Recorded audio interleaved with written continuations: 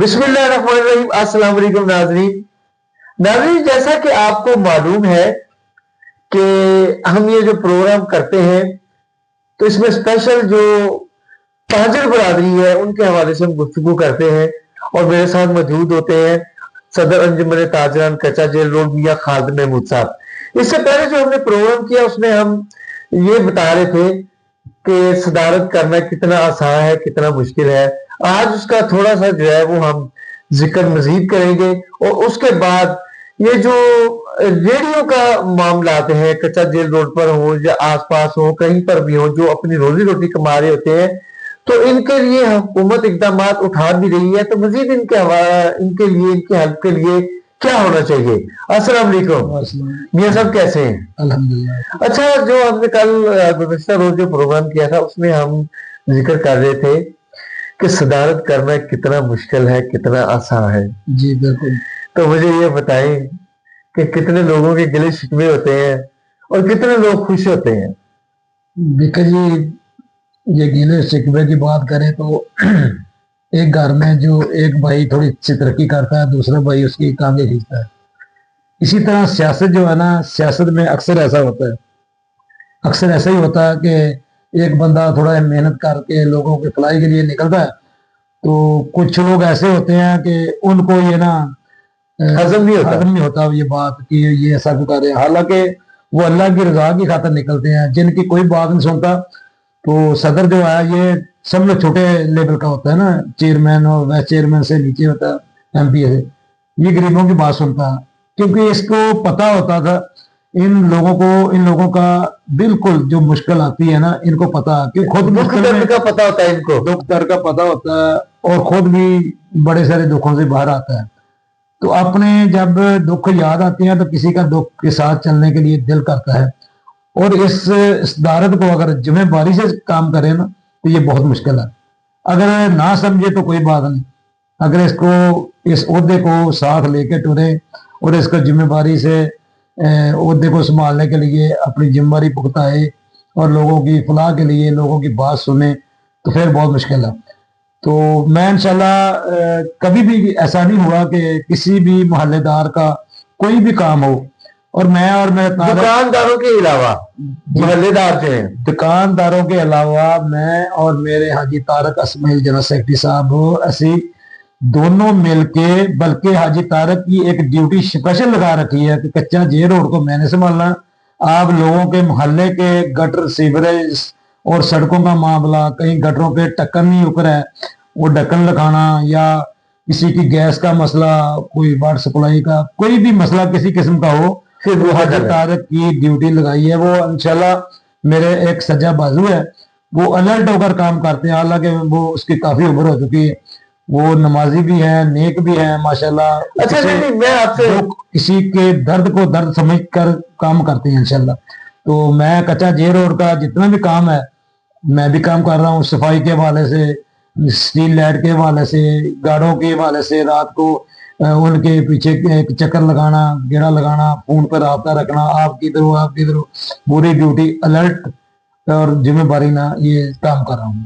अच्छा, मेरा सवाल आपसे ये था, ये तो आपने मुझे बड़ी अच्छी तफसील बताई कि आप जो है वो काम क्या क्या कर रहे हैं, कि मुश्किल कितना है, लोगों के मियार पे पूरा उतरना कितना मुश्किल है, कितनी फिटिंगें बर्दाश्त करनी पड़ती है। मैं पहले ढके छुपे अल्फाजों में हमसे बात कर रहा था, अब मैं ओपन पूछ रहा हूँ कि लोगों के ज़हन में होता है कि पता नहीं सदारत मिल जाती है, कितना चंदा इकट्ठा हो जाता है, कितना खा जाते हैं, क्या क्या बना लेते हैं, और मुझे तो ये भी पता चला कि आप अपनी जेब से लगा देते हैं। जी बिल्कुल, ये इतना मुश्किल है सदारत संभालना कि जैसे एक तो आपने बॉर्डर क्रॉस करना है, ये जिंदगी का हिस्सा है कि सदारत को संभालना बहुत मुश्किल है। और लोगों की जो बातें हैं ना उसको हजम करना बहुत मुश्किल है। एक दफा मेरी बेगम की तबीयत बहुत खराब थी, तो मैं थाना कोल लखपत के पाक अरब से आ रहा होता गाड़ी पे। तो जब मैं बाबता के सामने आया शिंगाई पुल के नीचे, तो वहां से मेरा फोन आ गया कि फलाना लड़का जो थाने पकड़ के ले गए हैं, तो उसको फौरी तौर पर पहुंचे वरना पर्चा हो जाएगा। तो मैंने फौरी तौर पर गाड़ी कमाकर मेरे गाड़ी में बैठे थे, मैंने पंप के ऊपर खड़ी की اور فوری طور پر تھانے جا کر SHO کا ترلا منت کیا اور اس کو صلح صفائی کرائی ان کے لوگوں کی جو جھگڑا ہوا تھا، پرچے سے بچایا سب کو جیسے، تو اس معاملے کو سنبھالا.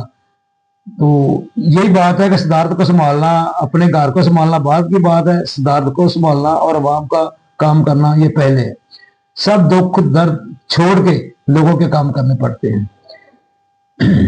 یہ جو مخالفین ہے وہ ہوتی ہے، اپوزیشن تو ہوتی ہے نا ہر جگہ پہ. دیکھیں اپوزیشن ہوگی تو بندہ الرٹ رہتا ہے، اپوزیشن نہ ہو تو پھر بندہ کہتا ہے چلو کوئی بات نہیں. چیک اینڈ بیلنس ہونا بہت ضروری ہے. بہت ضروری ہے. اچھا اپوزیشن پارٹی ہونی چاہیے. اچھا، یہ کافی مشکل کام ہے جو آپ نے ذمہ داری اٹھائی ہوئی ہے. بالکل. اچھا جی، یہ روڈوں کے اوپر ریڑیاں تھیں. ہاں جی. اور یہ لوگ بیچارے بڑے پریشان بھی ہیں، کاروبار ان کے ختم ہوئے ہیں. ان کے لیے آپ نے کچھ سوچا یا کیا سوچ رکھا ہے آپ نے؟ جی آپ نے بہت اچھا سوال کیا. مجھے یاد کل بھی بھول گیا تھا، آج آپ نے یاد کرایا. یہ آپ کا سوال یہ بہت اچھا سوال ہے. دیکھیں یہ جو ریڑی گدا ریڑی ہے یا رکشا ریڑی ہے، اس پر جو پھل آتا تھا اور سبزی آتی تھی وہ پہلے تو روڈ پر کھڑے ہو کر سیل کرتے تھے. اب ان کا ٹھکانا ختم ہو گیا. رکشے جو لوگوں نے قسطوں پہ لیے تھے وہ بھی گورنمنٹ اٹھا کے لے گئی، اس کو توڑ باندھ دیا، اسکریپ بنا دیا. ریڈی خود گدا گاڑی بھی ایسے ہی کر دی. دیکھو کام تو ٹھیک ہے کیونکہ روڈ کو بلاک کر دیا تھا انہوں نے. لیکن ایک بات بہت دکھ کی ہے کہ اس ریڑی والوں کو میں تو اپنی گورنمنٹ سے کہتا ہوں مریم نواز کے اب آگے اگر میرا یہ پیغام سن لے تو ان کا شکریہ ادا کریں گے.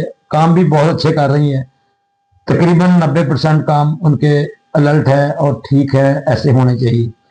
تو یہ جو کام ہے ریڑی والوں کا، اگر سرکاری جگہ کافی جگہ پڑی ہوئی جیسے شنگائی پل واپڈا کے سامنے پل کے نیچے کافی جگہ پڑی ہے، ادھر ریڑیاں لگا کے جیسے گورنمنٹ نے ریڑیاں پہلے دی بھی ہے کافی لوگوں کو، کافی جگہ پہ ریڑیاں لگائی ہیں. وہ علاقہ بھی خوبصورت ہو گیا اور ریڑی والے بھی کام کر رہے ہیں. بڑے ڈسپلن نظر آتا ہے، بہت خوبصورت لگ رہا ہے. لیکن ایسے ہی اگر گورنمنٹ ریڑی نہیں دے سکتی تو ریڑی تو ان کی ہے ہی، رکشا ریڑی یا ہاتھ والی ریڑی، وہ پل کے نیچے ایک سیٹنگ کر دینی چاہیے. چلو ادھر بیٹھ کر اپنا کام کر سکے، اپنے گھر کا جو ان کا چولہا ٹھنڈا ہوا وہ چلا سکے، اس کو اپنے گھر کا چولہا چل سکے. اور وہ لوگ جن کے 5-5 بچے ہیں، بہنا بھائی ہے، مائی باپ ان کے ساتھ ہے، ان کا گھر کا سسٹم چل سکے. تو یہ بہت ضروری ہے. میں تو یہ اسپیشل آپ نے سوال کیا تو میں بڑا خوش ہوں اس سوال سے. یہ ہونا چاہیے ریڑی والوں کا خاص کر اور فوری طور پر. سرکاری جگہ جدھر جدھر پڑی ہے ریڑی نہیں نہ دیں، لیکن جو ریڑی ان کے پاس ہے وہی اجازت دے دیں.